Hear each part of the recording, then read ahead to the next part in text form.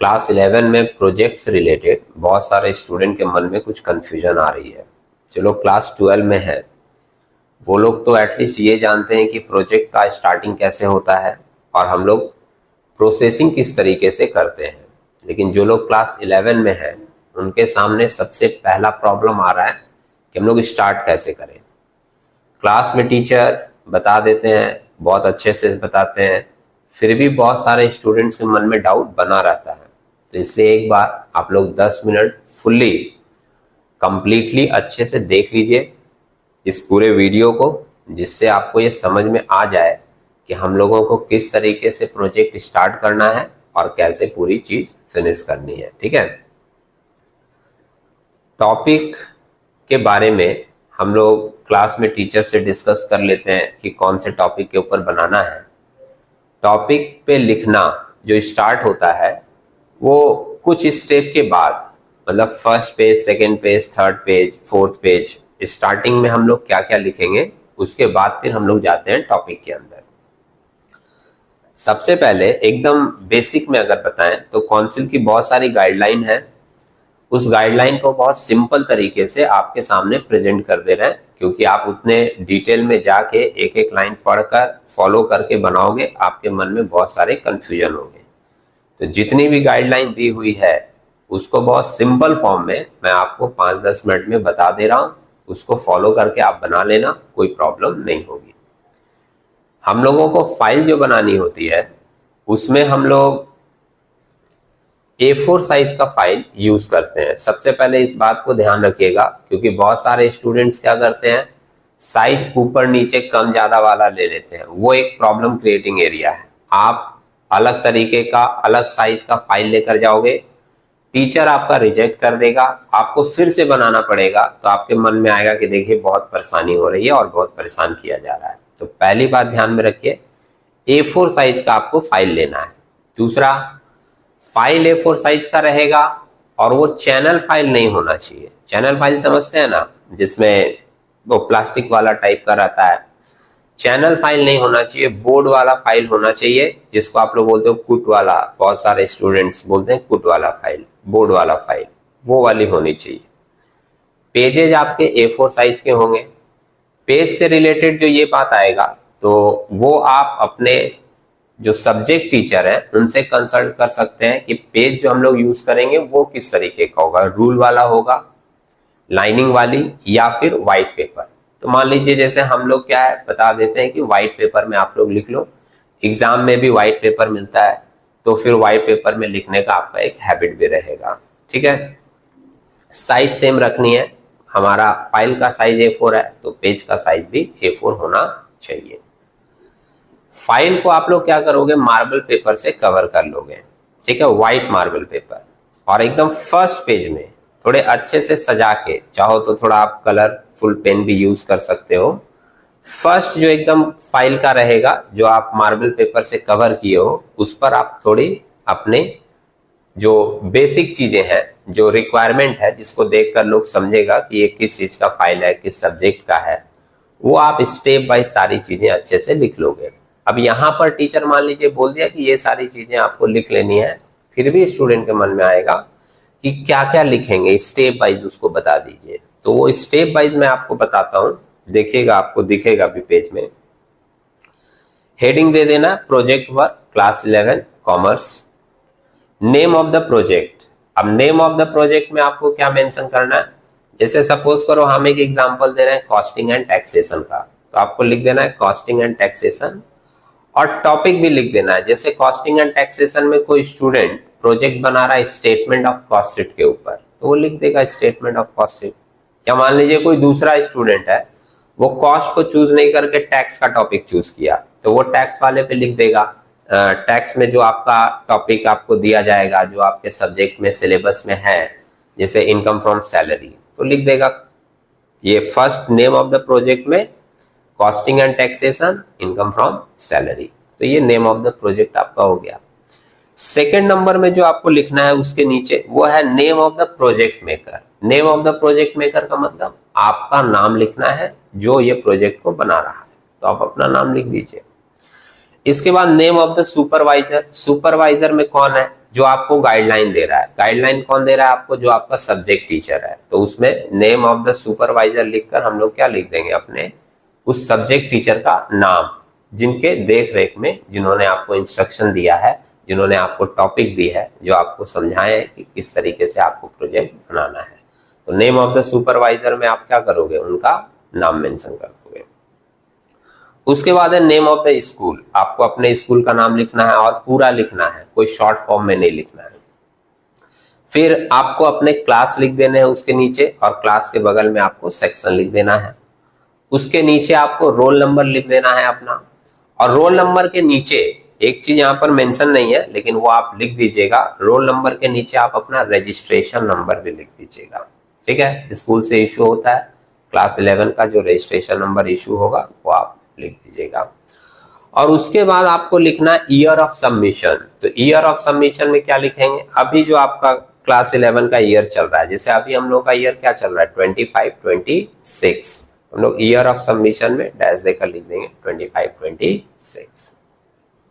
और इसके नीचे एकदम लास्ट में देख रहे हो आप, लिखा हुआ है सिग्नेचर ऑफ द टीचर। तो वो आप सिग्नेचर ऑफ द टीचर लिखकर डैश कर दीजिएगा। आपका जो टीचर चेक करेगा वो उसके ऊपर साइन कर देगा। तो ये आपको बोर्ड के ऊपर, फाइल के ऊपर जो आप मार्बल पेपर से कवर किए हो, वहां पर इतनी सारी चीजें अच्छे से सजाकर, थोड़े कलरफुल बनाकर सारी चीजें लिख देनी है। फाइल के अंदर में जो सबसे पहली चीज होती है वो देखा जाता है कि इसका प्रेजेंटेशन, जो गाइडलाइन है उसके हिसाब से स्टूडेंट ने बनाया है कि नहीं, और थोड़ा साफ सुथरा बनाया है कि नहीं। बात समझे? अभी क्या है, ये फर्स्ट जो आप कवर पे लिख रहे हो, उसी को आपको जब फाइल के अंदर पहला पेज शुरू होगा, वहां पर भी आपको यही सारी चीजें लिखनी है। अब फाइल के अंदर स्टेप वाइज क्या क्या लिखा जाएगा वो मैं आपको बताता हूं, जो गाइडलाइन है हम लोगों के पास उसके हिसाब से। तो सबसे पहला पेज जो है वो आपका टाइटल पेज। अब देखिए टाइटल पेज में लिखा क्या है यहाँ पे? This should include the title of the project, your name, class and other relevant details. तो जो आप ऊपर एकदम फ्रंट में जो चीज लिखे हो, वही सेम चीज आप पहले पेज में लिख दीजिएगा, वही आपका टाइटल पेज हो जाएगा।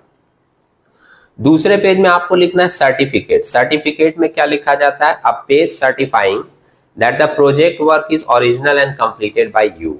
मतलब उसमें आपको सर्टिफाइड करना है कि ये जो सारी चीजें बनाई गई हैं वो मेरे द्वारा बनाई गई है। बात समझे? तो ये एक सर्टिफिकेट का पेज रहेगा, सेकेंड वाला। ठीक, आपको नहीं समझ में आएगा तो एक आप देखिएगा, आपको एक पिक्चर दिखेगी, उस पिक्चर में पूरा का पूरा सर्टिफाइड लिखा हुआ है कि किस तरीके से वो आपको लिखना है। हाँ, यहाँ एक बात ध्यान रखना, जो एकदम थोड़े से होते हैं कि पूरा कॉपी पेस्ट कर दिए, उनके लिए बता दे रहे हैं। जो सर्टिफिकेट वाला पेज है उसमें देखो फर्स्ट लाइन में लिखा है this is to be certified that, और फिर वहां लिखा है योर नेम। तो वहां आपको अपना नाम मेंशन कर देना है। I student of class 11 roll number, तो वहां पर आपको अपना रोल नंबर मेंशन कर देना है। बात समझे? ऐसा नहीं कि जो पिक्चर आपको दिखाई दे रही है उसी को पूरा कॉपी पेस्ट मार दिए। ठीक है, कॉपी पेस्ट मारने में भी थोड़ा अकल लगाना पड़ता है। तो ये सर्टिफिकेट के अंदर आपको लिख देना सेकेंड पेज में। थर्ड पेज जो है, थर्ड पेज में जब आप आओगे तो उसमें आपको लिखना है एक्नॉलेजमेंट। एक्नॉलेजमेंट में क्या लिखा जाता है? A section where you thank those who help you with the project.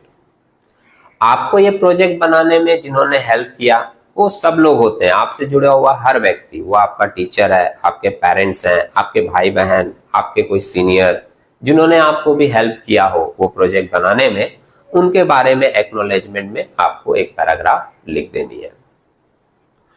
उसके बाद आपको लिखना है प्रीफेस। प्रीफेस में क्या लिखना है? An introduction to the project explaining its purpose and scope. आपको प्रीफेस के अंदर में लिखना है कि हम लोग जो ये प्रोजेक्ट बना रहे हैं, इस प्रोजेक्ट को बनाने का हमारा पर्पस क्या है, हमारा उद्देश्य क्या है, किस लिए हम लोग ये प्रोजेक्ट बना रहे हैं, वो आपको प्रीफेस के अंदर में लिख देना है। उसके बाद है टेबल ऑफ कंटेंट। कंटेंट्स का मतलब समझते हैं ना, जैसे आप बुक में देखते हो इंडेक्स रहता है, ऊपर लिखा रहता है इंडेक्स और नीचे सारे चैप्टर्स के नाम, फिर उसके बगल में पेज नंबर, समझ रहे हैं ना। तो ये वाला जो पॉइंट है आपका टेबल ऑफ कंटेंट, इसमें आपको क्या लिखना है? अब जितने भी पॉइंट्स के ऊपर आप अपने टॉपिक के बारे में लिखेंगे वो सारा आपको एक एक करके बनाना है और बनाकर उसके बगल में वो पेज नंबर मेंशन करना है जिस पेज नंबर में आपने उस टॉपिक से रिलेटेड वो बातें लिखी हैं। ठीक है, और इसके बाद टेबल ऑफ कंटेंट के बाद मेन सेक्शन स्टार्ट होगा। अब मेन सेक्शन में आप पूरा का पूरा डिस्कस करोगे उस टॉपिक के बारे में। तो उस टॉपिक के बारे में किस हिसाब से मेन सेक्शन में डिस्कशन होगा वो मैं आपको एक टॉपिक का एग्जांपल देकर समझा दे रहा हूं। इसके बाद आपको कंक्लूजन लिखना है। कंक्लूजन के बाद आपको रेफरेंसेस लिखने हैं कि कहां से आपने वो सब डेटा वगैरह कलेक्ट किया है। ठीक है, और लास्ट में आपको अपेंडिसेस लिखना है जिसमें आप एक additional material, data set, charts, questionnaires का मतलब है इस टॉपिक के ऊपर क्या क्या क्वेश्चन बन सकता है, वो सारी चीजें आपको मेंशन करनी है। जो हम लोग मेन टॉपिक लेंगे, टॉपिक जो चूज करेंगे, जैसे मैं एक एग्जांपल दे रहा हूँ कॉस्टिंग एंड टैक्सेशन का। तो कॉस्टिंग एंड टैक्सेशन में मैंने कहा कि मान लो कोई स्टूडेंट को कॉस्ट का एरिया पसंद है तो वो अपना एक टॉपिक चूज कर लिया स्टेटमेंट ऑफ कॉस्ट शीट।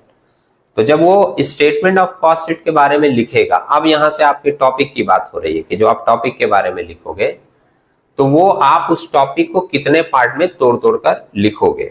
ठीक है, तो स्टेटमेंट ऑफ कॉस्ट शीट अगर चूज किया है कोई तो उसके बारे में वो कैसे लिखेगा, या मान लो कोई पर्सन को टैक्स पसंद है तो वो टैक्स का कोई टॉपिक चूज कर सकता है। टैक्स में हम लोगों का सिलेबस के अंदर में अभी इनकम फ्रॉम सैलरी है तो आप इनकम फ्रॉम सैलरी वाला टॉपिक चूज कर लीजिए।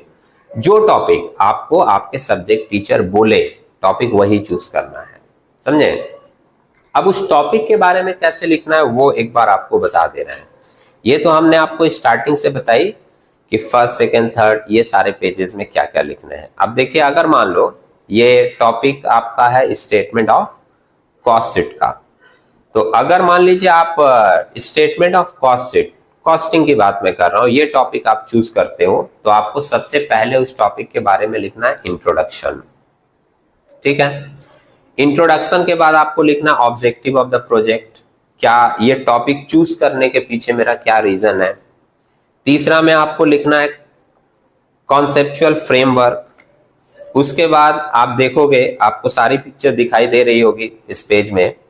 Collection of data for the project, मतलब हमने डेटा जो है वो क्या क्या कलेक्ट किया है। इसके बाद नेक्स्ट में आप लिखोगे प्रेजेंटेशन ऑफ डेटा, मैंने जो डेटा आपने चूज किया है, कलेक्ट किया है, उसका पूरा प्रेजेंटेशन दोगे, मतलब पूरा लिखोगे। सिंपल वे में बोला जाए तो ये एक क्वेश्चन ही है और वो डेटा जो कलेक्ट हुआ है वो एक क्वेश्चन का ही पार्ट है। और उसके बाद उस डेटा के ऊपर आपको सॉल्यूशन देना है कि इसमें कैसे स्टेटमेंट ऑफ कॉस्ट शीट बनाया जाएगा। पूरा सॉल्यूशन आपको दिख रहा होगा, ये आपको स्टेप वाइज हर पेज में लिख देना है। 6 नंबर में आप देख रहे हैं तो एक पॉइंट आपको दिख रहा है discussion and analysis of data collected for the project, यानी जो आपने कलेक्ट किया है उसके बारे में आप थोड़ा थ्योरेटिकल एनालिसिस डिस्कस कर देना है।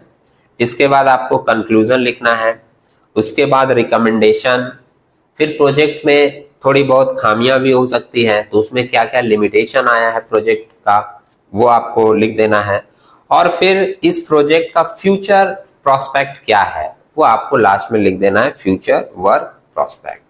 बात समझे। ये जो अभी हमने आपको टॉपिक से रिलेटेड बातें बताई, यही सारी चीजें आपको इंडेक्स में लिखनी है। ध्यान रखिएगा, इंडेक्स या टेबल ऑफ कंटेंट में ये सारे पॉइंट ही लिखने हैं और वो पेज नंबर डालना है जिस पेज में आपने ये सारा चीज लिखा है। ठीक है, अगर मान लो कोई टीचर ये बोले कि आपको स्टेटमेंट ऑफ कॉस्ट शीट पे नहीं बनाना, आपको इनकम फ्रॉम सैलरी पे बनाना है, तो आप सैलरी का भी अगर बनाओगे तो सेम तरीका है, सारे पॉइंट सेम ही दिए हुए हैं। कोई टॉपिक तीसरा चूज कर सकता है, जैसे कॉस्ट में हम लोगों के सिलेबस में मटेरियल कॉस्टिंग भी है तो मटेरियल कॉस्टिंग वाला प्रोजेक्ट भी चूज कर सकता है।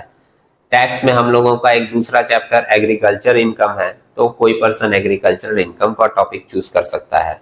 जो टॉपिक आपको सुटेबल लगे, जो आपके सब्जेक्ट टीचर बताएं, उस टॉपिक के ऊपर लिखने का तरीका आपका यही रहेगा जो हमने अभी इसमें डिस्कस किया है। ठीक है, तो इसको पूरा फॉलो करके आप लोग क्या कीजिएगा, एक अच्छे से अच्छा प्रोजेक्ट बनाइएगा कि जो आपका सब्जेक्ट टीचर देखे वो एक बार में ही देखकर बोले हाँ एकदम परफेक्ट है और आपने बहुत अच्छा प्रोजेक्ट बनाया है। ठीक है, ओके, थैंक यू।